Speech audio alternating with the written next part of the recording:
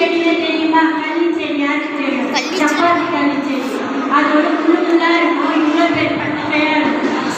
அந்த செடி வந்து கடவுள்கிட்ட கேட்டுச்சான், கடவுளே என்னை ஏன் இந்த ரோஜா பூ செடி மாதிரி படைக்கல, ஏன் இந்த மாதிரி என்னை வேற ஒரு செடி மாதிரி ஒரு கண்ணு செடியா படைக்கல, என்னை பார்த்தா யாருக்குமே பிடிக்க மாட்டேங்குது.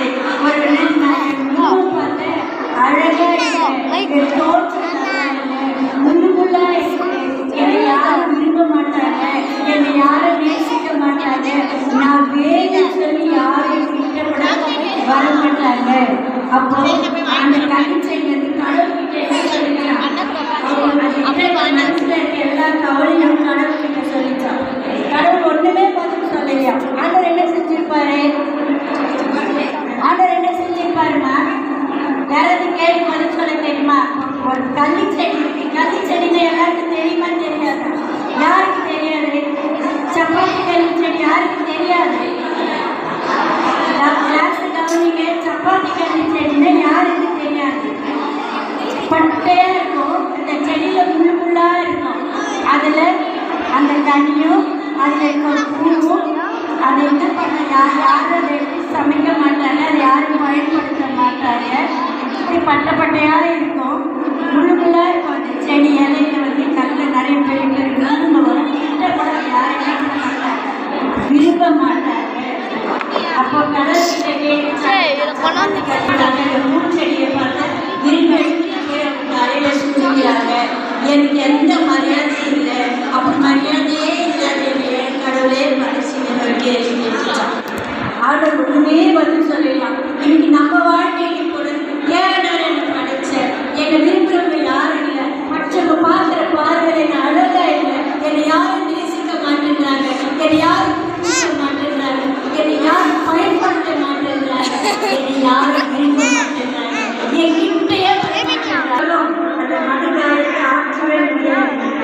அவங்க கொஞ்ச நேரம் கழிச்சு அந்த பாறை சின்ன சின்ன எறும்பு கட்டைக்கு தெரியுமா? இருக்காது கட்டையன்னு தெரியுமா?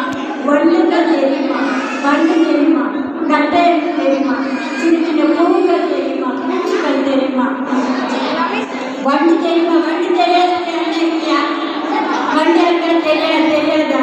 பூச்சி, புழு, எறும்பு தெரியாத யாருக்கோ தெரியல. அப்போ அந்த என்ன பண்ணுறது, கட்டையர்கள், நண்டு, வண்டு இதெல்லாம் நினைச்சா பெரிய உஷ்ணம் தாங்காம மெல்லமா அந்த மண்ணுக்குள்ள போய் அந்த சப்பாத்தி கல்லி செடிக்கு போய் ஒழிஞ்சிருச்சு. எவ்வளோ சூப்பர் இல்லை?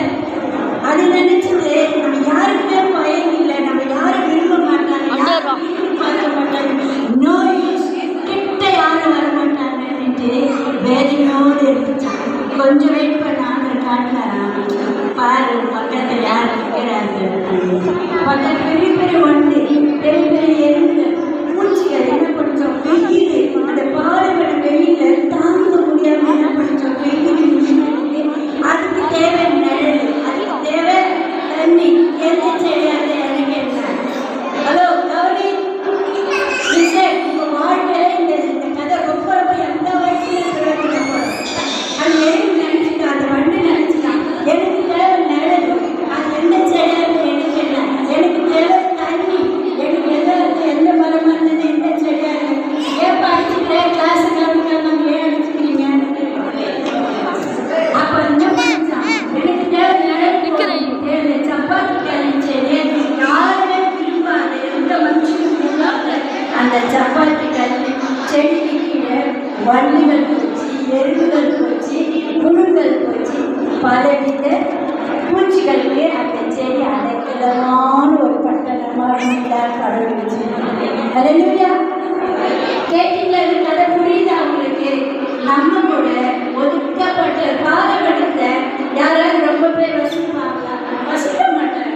அப்ப நம்மளுடைய வாழ்க்கையோட ஒதுக்கப்பட்ட ஒரு சூழ்நிலை, நம்ம சமுதாயத்தால் ஒதுக்கப்பட்டிருக்கலாம், அன்னைக்கால ஒதுக்கப்பட்டிருக்கலாம், நம்ம கிட்ட யாருமே கிட்ட வர முடியாதவங்களா இருக்கலாம், நம்மளை நேசிக்கவே மாட்டாங்க சில பேர். நம்மளுடைய தோற்றம், நம்மளுடைய பண வசதி, நல்ல வசதியா இருக்கவங்கிட்ட நிறைய பேர் போவாங்க. ஒண்ணு நேரம் யாருமே வர மாட்டாங்க. இப்படி வேறுபாடு உள்ள சமுதாயத்தில் உங்களுக்கும் உங்கள் நிலைமையில உங்களுடைய ஆதரவுல உங்களையும் பயன்படுத்த அல்லேலூயா. புரிஞ்சுதா இந்த கதை? யாருக்கு புரிஞ்சுது? புரிஞ்சுதா இந்த கதை? நல்லா கேட்டுச்சா? முதல் கதை கேட்டுச்சா? நம்ம வாழ்க்கையில் எத்தனை பேர் வேணும் நம்ம ஒதுக்கி வைக்கலாம். அந்த கடவுள் என்ன செய்ய மாட்டார். ஒரு நாளும் ஏழு ஒரு நாளும் படித்தவர் அவரே. யார் படித்தது? கடவுள் நம்மளை படைச்சார். அதனால படித்த அவரை எப்படி பயன்படுத்துறன்னு கடவுளுக்கு தெரியும். ரோஜா செடி ஒரு பயன்படுத்துறாரு, கனிகளை ஒரு பயன்படுத்துறாரு. நம்ம நினைச்சிருக்கோம் இதுவுமே பயனில்லாத கல் செடி யாரும் விரும்ப மாட்டாங்க. அந்த கல் செடி நிழல விரும்பி வண்டிகள் பறவைகள் ஓகேவா?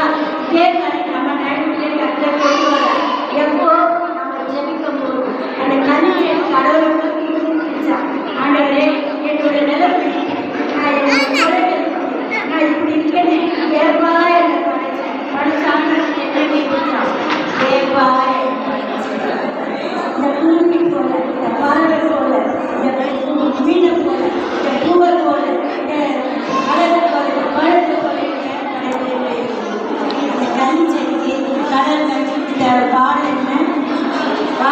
செயல்முறையில் இப்போ பாரு அப்போ அவங்க கீழே செடிக்கு கீழே அநேக பூச்சிகளுக்கு அநேக வண்டுகளுக்கு அநேகமான அப்போ சந்தோஷம் கடவுளை இந்த மனாந்தரத்தில் இருக்கிறவங்க பரவாயில்ல. இந்த மனாந்தரத்தில் வெயில் உஷ்ணத்தில் நிழலுக்காக மலைகள் இல்லை மழை அலையிற அவங்க அந்த வண்டுகளுக்கும் எறும்புகளுக்கும் என்ன ஒரு நிழலாக வச்சுருக்கீங்களே, என்னுக்கும் என்ன ஒரு கருவியாக வச்சுருக்கீங்களே, உங்களுக்கு நன்றி.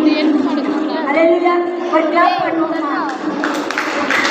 பிடிச்சிருக்காங்க எதுக்குமே பயனற்ற தள்ளி செடியா அது நினைச்சுதான் அப்புறம் வந்து